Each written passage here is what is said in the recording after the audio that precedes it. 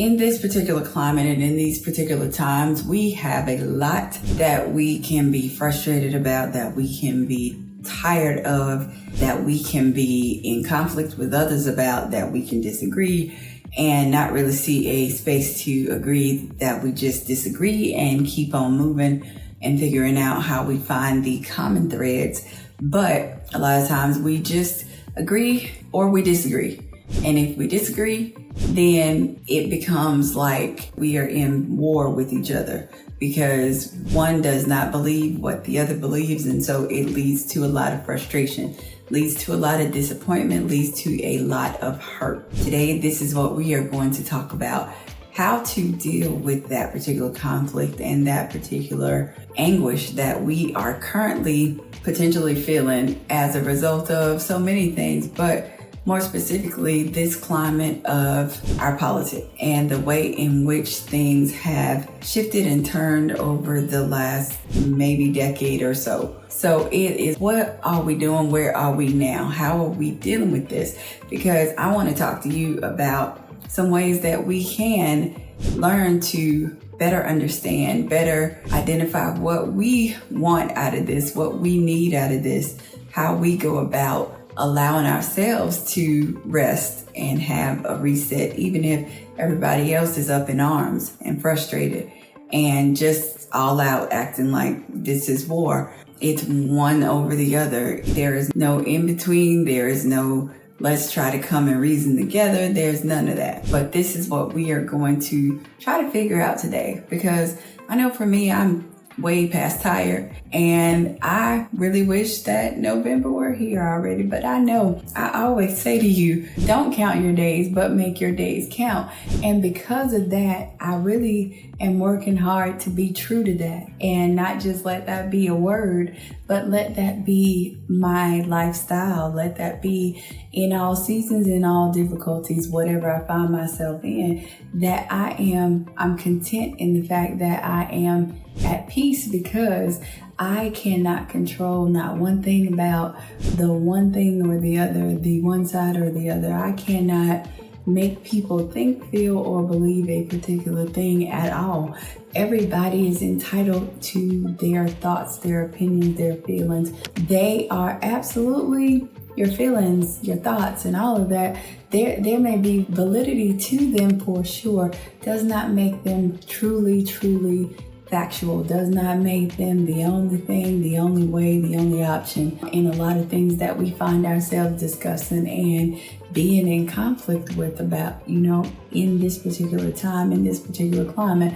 Because I know for me, it is, what is it that I'm doing that allows me to be able to reset and really identify what is fact from fiction? Or even when I'm feeling overwhelmed, because there are so many things flooding our televisions, flooding our social medias, flooding our radios, all of these things. What am I doing that is going to allow me to be my best self so that I can show up in the way that I need to, and so that I am not every day feeling drained and tired just because of whatever news cycle might be going, or whatever situation or statement or whatever, or if I find some person that I thought was a decent person and they are saying some things that are hurtful and harmful and various things, how to actually deal with that. And so the three things I came up with are taking a break, being able to take a step back and determine what I am hearing. Is it true? What is the voice, the perspective that I need? How I really do allow myself to be in a posture, in a position where I'm able to really hear clearly from what God is saying and not what the people are saying. Because people want you to think and feel and be a particular way, and you don't necessarily have to be that. You need to be what God says and how He says for you to walk. And we've got to figure out what that is. So it's taking that time. The other piece is having tough conversations, because we have for far too long been in a space where we just run from stuff. And that whole, we don't talk about religion and politics, well, that time is gone, because so many people are talking about religion and politics. Sometimes it seems like that's all they are talking about. And it's going, giving, okay, what in the world is new, what's important, what's different.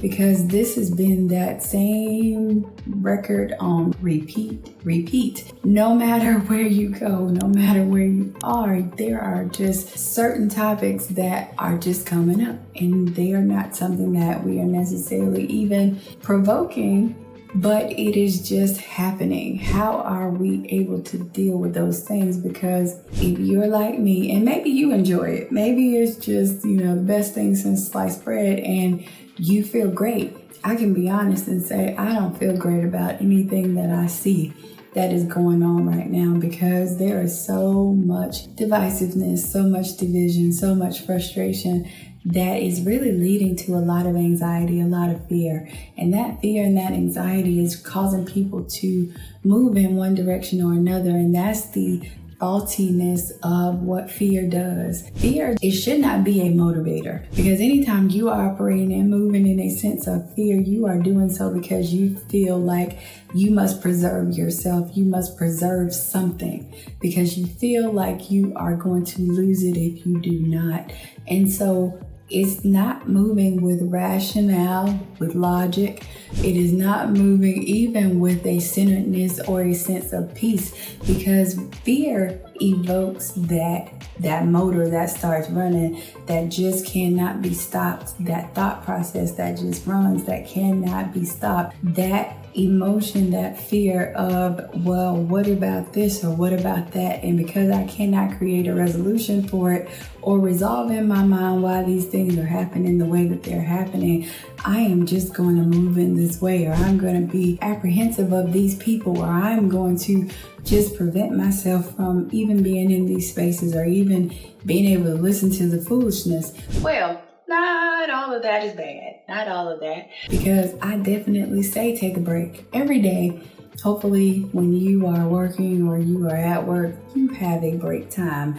Hopefully you are taking that break and not working through your lunch or working through your break time because you feel like, okay, if I do this and I work through lunch, I'm going to get off early. When in actuality, you might not end up getting off early unless you really do have a strict cutoff time that you say, this is it. This is the time I'm checking out. And because I'm checking out, I am continuing to do these things, and I'm not going to have lunch, or I'm going to have lunch at my desk while I'm working on some stuff. Well, sometimes that works, sometimes that does not, because everybody needs a stopping point. Everybody needs a break. Everybody needs a time where they can unplug, where they can unwind. And this is what breaks are designed for. They are designed for you to be able to refresh. They're designed for you to be able to refocus and refuel, because I don't know about you, but I absolutely need my breaks. I need my pauses, because if I don't, I feel overly stimulated. I feel overwhelmed. I feel like my mind just is racing nonstop, and there's no way for me to cut it off. But when I unplug, when I take my eyes off the computer, when I take my eyes off my phone, when I'm not listening to anything, there are times when I'm riding in the car and there's total silence, because I absolutely don't want to hear a thing. I don't want to hear anything but the humming of the car, and I can't really hear that. So that lets you know that I am seeking that peace, that quiet, because that is necessary, because that is where my recharge and my refueling comes from. So able to just unplug, take those breaks. You've got to do that. You got to take breaks from social media, because people are so bold and brave with their thumbs, and they probably wouldn't say some of the stuff that they say to your face if you were actually face to face. But because they are behind a screen, they are able to just have all this courage. And in this courage, it has them saying things that absolutely can go sideways. So it's not being able to look at that stuff, just unplug it, just close it, just turn it off. Allow yourself to do that for a couple days in the week so that you are not just inundated over and over with that. Making sure that you don't have to catch every news cycle. You don't have to see what the latest and the greatest breaking news is. I promise you it's probably not anything happy and cheerful, because nothing necessarily happy and cheerful gets breaking news unless it is of sorts that it kind of pulls at your heartstrings and talks about the humanity of people. And even in that, people are just kind of just flicking that to the side and acting like that's whatever. But it is a good place to be. It's a good space to be able to see humanity, be able to see that people are actually caring about each other, actually concerned about each other, actually loving each other and being kind. Because, oh my goodness, in this day that we live in, people don't understand how to be kind. It costs you like nothing to be kind, but people are absolutely not very courteous, not very kind, not very concerned. And if they are, it is because they have reasons and rationalize that you think the way they think, feel the way they feel, believe the way they believe, and in some senses look like they look or do things in the way that they might do them. That is their commonality that might draw them to be able to be kind. But kindness is limited, so it's important that you be the change maker, be the change you want to see. But that really does start by unplugging, because you got to get out of the news cycles, out of the social media, out of all of that stuff that is creating frustration, because it just builds and builds and builds, and it creates that extraordinary overwhelm that we don't need.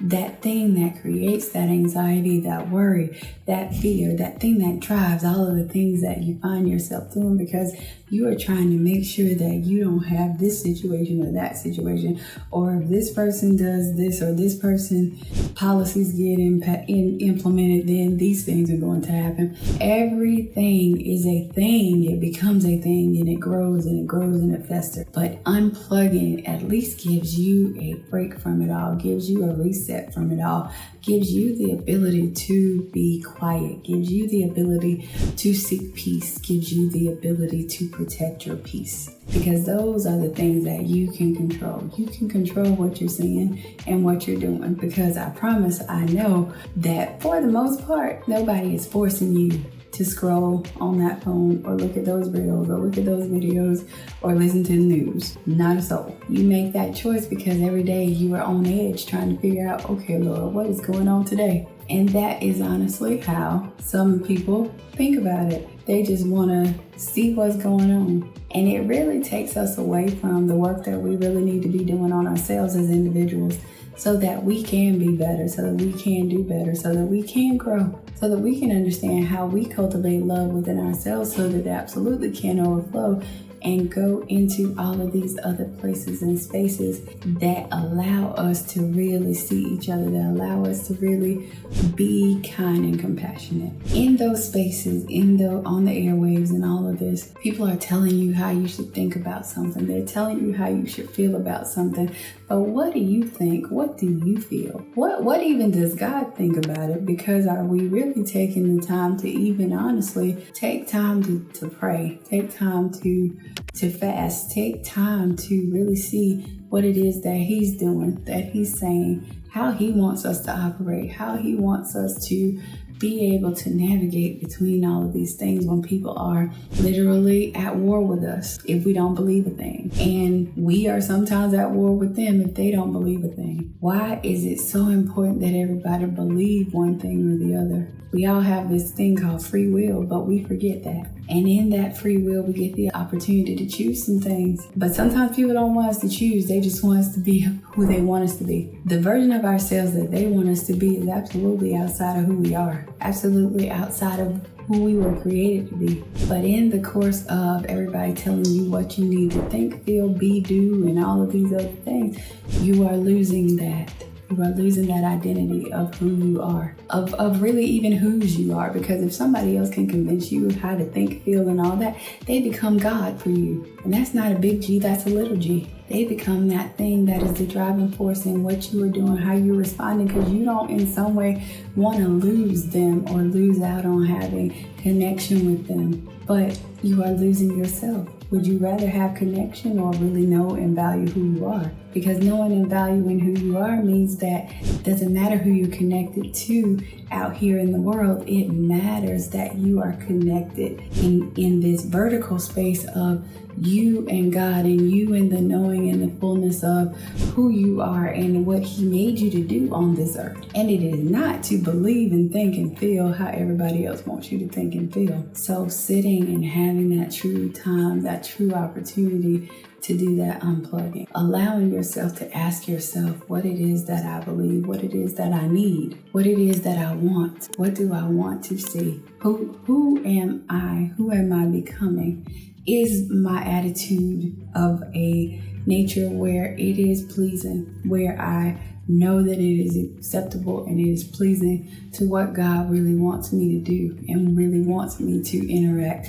Or am I just as mad and frustrated and stuffy as the people I see that I get tired of looking at and thinking, oh my goodness, can you please just smile just for 2 seconds? Because a smile will change your mental capacity. It will change some of the things and the ways that you are processing thought just for a few seconds. But if you are always walking around like you are frustrated, like you are tired, like you just, if somebody touch you, you just might go off on them, then that is not a good, healthy space to be in. So take a step back and really get to know and identify who it is you are, where you are, what you believe truly. Not what somebody's telling you, but what you truly believe, what you truly know to be true, and understand that. Then there's the having the tough conversation, because a lot of people are absolutely sitting and going, yeah, la-di-dee, la-di-da, and it's so surface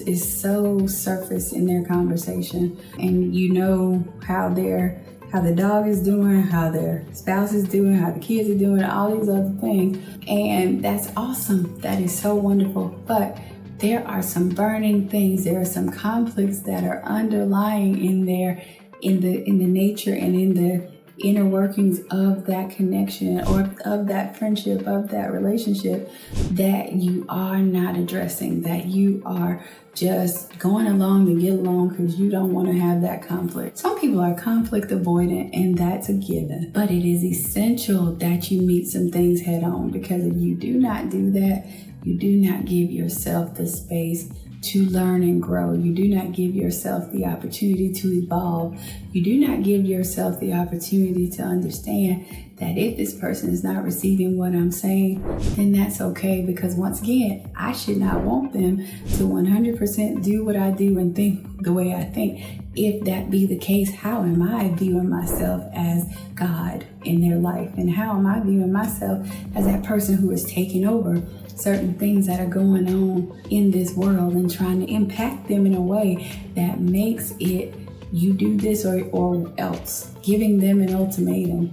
That is definitely not the route to take. That is not harmonious. That is not a path to peace. It is a path to destruction and dissension and all these other things. But when I am able to say, this is what I am thinking, this is what I am feeling, and I know that we don't see eye to eye, but I want to better understand where you are with this, because even if I don't agree with you in the long run, I still want to understand it from your perspective. And vice versa, I hope that you want to understand it from my perspective.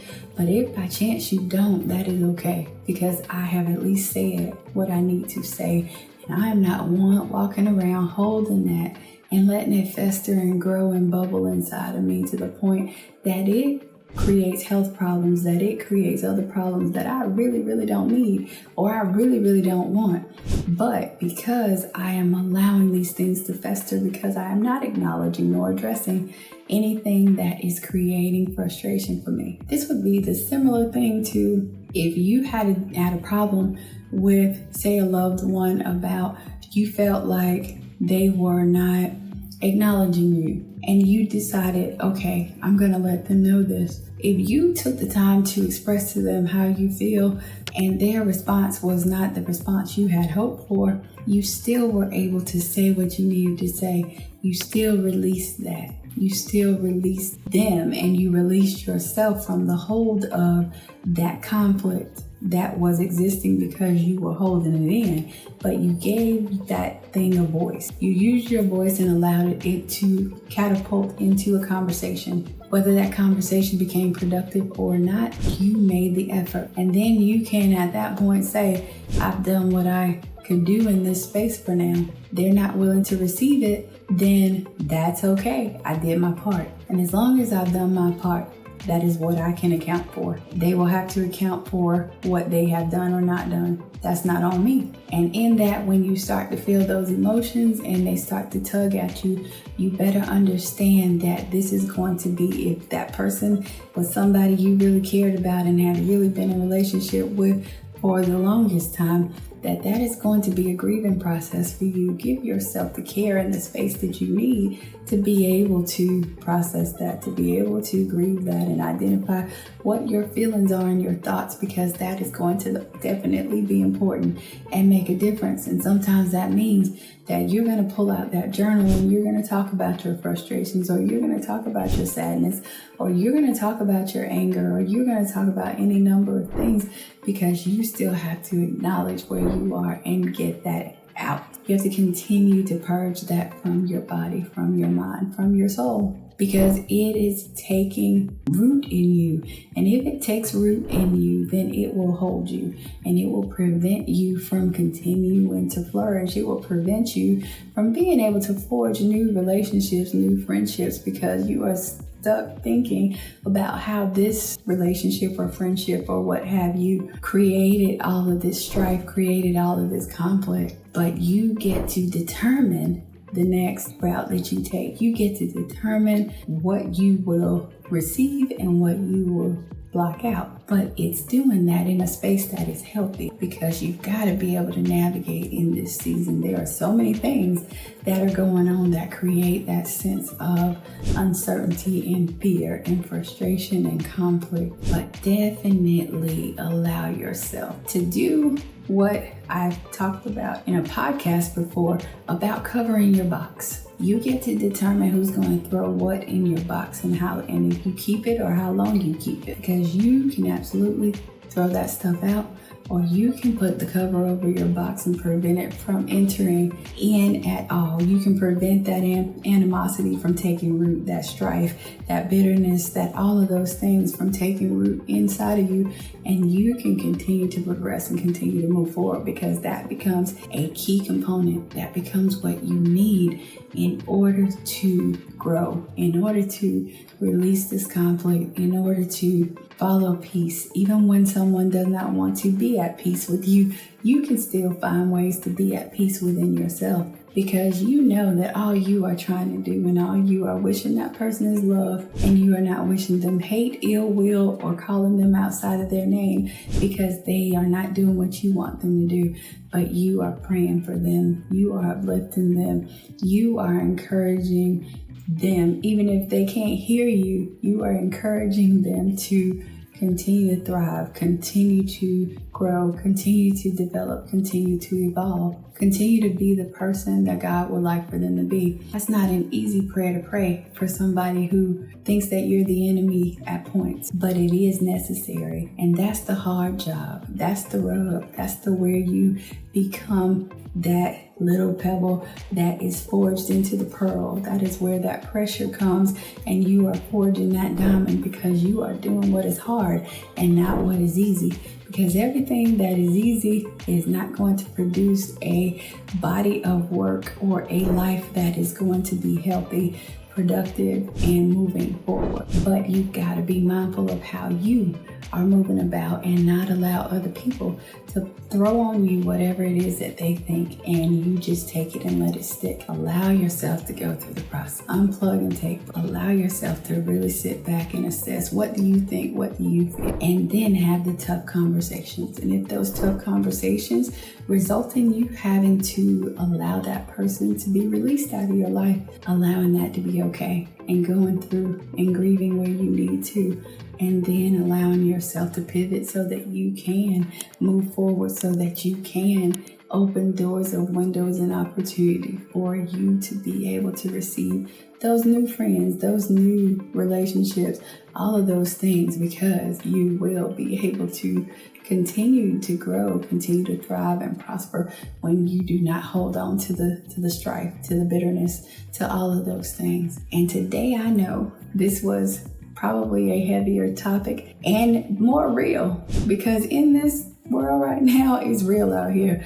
And so knowing that and understanding that, know that You are absolutely not alone, but know that there is a path forward, because I'm on that journey too. I am trying to figure out ways that I protect my peace, ways that I navigate in and through this, ways that I better understand how to connect with people who do not necessarily want to connect with me, but I still uplift them. I still pray for them. I still wish good and not harm for them, because I know that just like me, they are human. Just like me, they have a soul that needs to be saved.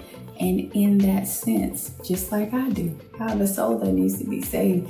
So I want to make sure that I'm aligning and doing those things that are more Christ-like, and not the things I'm just calling Christ-like, but they don't align with anything that Christ would be doing or has done. But I am continuing to every day try to grow and try to prune some things and try to correct some things. And every day above ground is a good day. And every new day you get to wake up is a day you get to reset. So I hope that you hit the reset button and we continue to move forward. There is a space that I created, and it is a space for women to be able to come together and in the confines of a safe space, in the group therapy for the interrupted woman, where we are challenging our belief systems, where we are forging the ways to be able to handle stress, to be able to handle conflict, to be able to protect our peace. You can find out more information about that when you go to www.interruptyourlife.com/workshops, and that will get you to the information so that you can come join us, ladies, because we want to be able to grow from the inside out, because that inner work is so key. It's so important,